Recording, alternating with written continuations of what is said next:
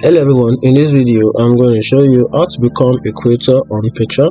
So here are some quick guide to follow in order to create or become a creator. So if you want to do that, you go to the Patreon site and click on create on Patreon.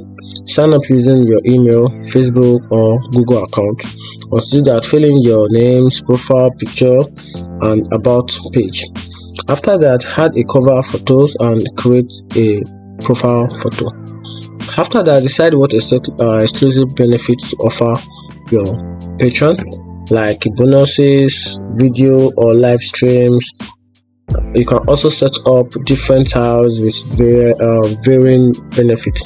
After that, add a description, create your first post and set your price. You also add welcome note, image or videos.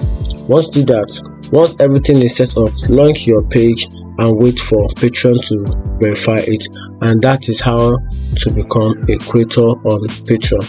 If you find this video helpful, turn on the notification bell and follow for more. Thank you.